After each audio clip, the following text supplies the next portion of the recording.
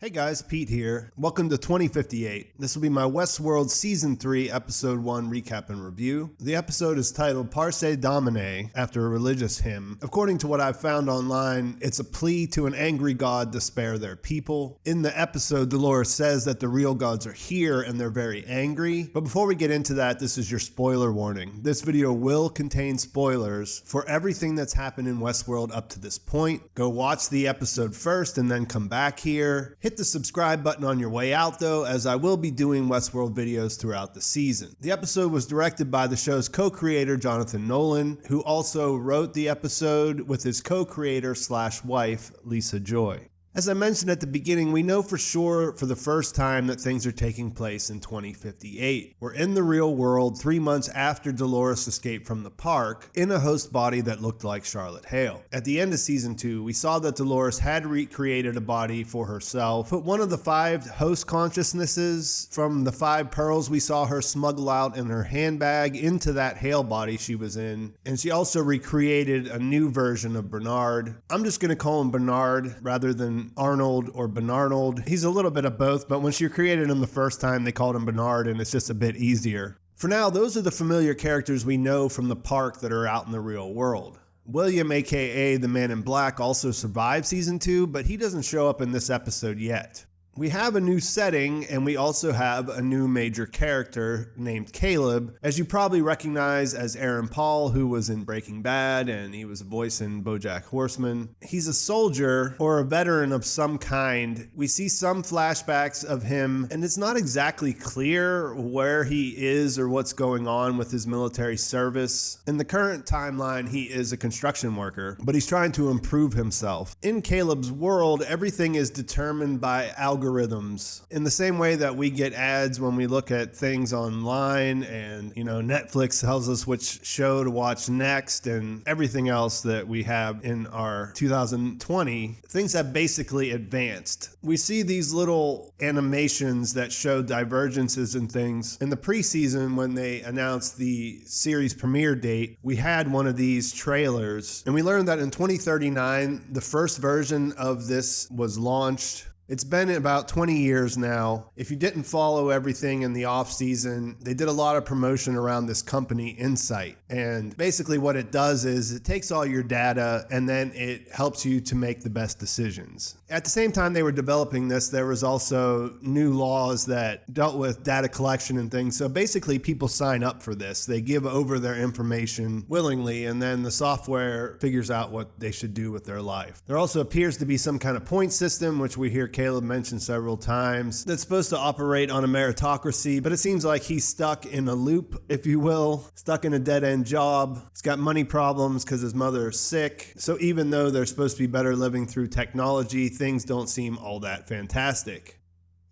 In order to make money on the side, he uses a crime app, which I'm not sure how I feel about. I like the world building here for the most part. I guess this app, though, it just seems strange to me that there's this algorithmic system that knows everything that everybody's doing or that what they should do, but yet this thing can just exist. I'm not sure if it's going to turn out that they developed this as well because they realize that crime is going to exist one way or the other, so they might as well manage that in a way as well, or if it's just a thing that hackers are really good at hiding this kind of activity. We see some of his hijinks doing some of these different jobs, and eventually that brings him in contact with Dolores. To me, it seems most likely that his character is there to show Dolores a different side of humanity. She obviously dealt with these rich people who came in and behaved badly inside the park. There's a lot of callbacks to the early introduction of Dolores when we see him, like the way he wakes up in bed and his life seems to be a loop, and there will be a lot of discussion about whether he's a host or not, but my point of view is that that is not where they're headed with this character. Like I said, I think he's probably going to be there to show her a different side of humanity, and what they get into together we'll have to wait and see. Either way, I like seeing a new character to give us an idea of how this world works. We see that he's going through some therapy and that the actual therapist doesn't have time to do talk therapy, so he ends up having these conversations with his friend who he lost in the war. We get the impression that it might be real, but it seems pretty obvious when they reveal that it's AI that he's talking to. And he ends up unsubscribing. He ends up quitting his therapy. And I think the big takeaway from the whole thing was that it was just trying to keep him in his loop, essentially. It was trying to keep him from going against the system. All of the therapy, kind of with air quotes, was to keep him happy in his lower station in life,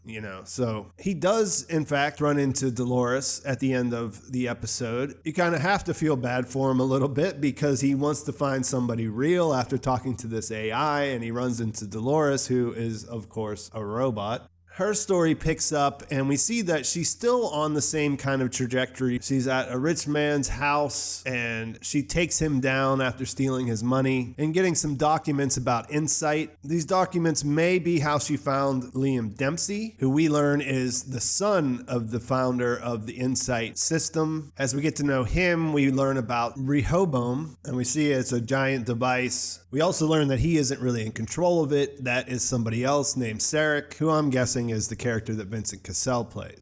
Before she can get that information out of Liam herself, his bodyguard figures out that she's not who she says she was. He steps in and he's going to get rid of her. Liam doesn't put up much of a fight whenever it comes to that. He doesn't seem that concerned. A problem comes up in that she's not human, so when he tries to poison her, it doesn't have any effect. She's able to get away, and we learn that it was all part of her plan when she already has a duplicate of him. This has another one of the pearls inside of it from the park. We don't know which one, but she takes out the original. The host version takes his place, and she'll still have access to Liam. Plus, she now knows that this person, Sirach, who we haven't met yet, is the real power behind everything. So I mentioned that Dolores rebuilt Bernard. He's somewhere far from where we've seen Dolores. I believe he's in the Philippines. It's in Asia, but they speak Mandarin when he gets to where he's going. And I'm not sure how important that is since it is actually 2058. He works in a meat plant. He's trying to keep a low profile. Somebody finds him, his coworkers. He ends up beating them down. He ends up escaping. We see that he is running self-analysis, trying to make sure that Dolores hasn't taken over, that no one's been getting into his code. He's got this little fob that he carries around so that he can go out of like nice guy Bernard mode into Terminator mode, I guess. Either way, he gets out of the meatpacking business and he heads back to Westworld. He charters a boat, and that's where his story leaves off. The other character that we have is the Charlotte Hale body. We don't know who's inside, but she's able to pass as Charlotte. She's able to get into the meeting at Delos. We find out that part of Dolores' plan in bringing back Bernard is to make him the scapegoat for what happened at Westworld. Essentially, Charlotte tells the board everything that went wrong there was because of him, not because of Dolores. Takes the heat off of her. And in the boardroom meeting, we see that there is an empty chair. That would be for William, as far as we know. She wants to keep the park open. One of the other members says, well, you can't do that without William. And they're able to use this algorithm to say that he would actually agree with her. So it's okay. And they're going to move ahead.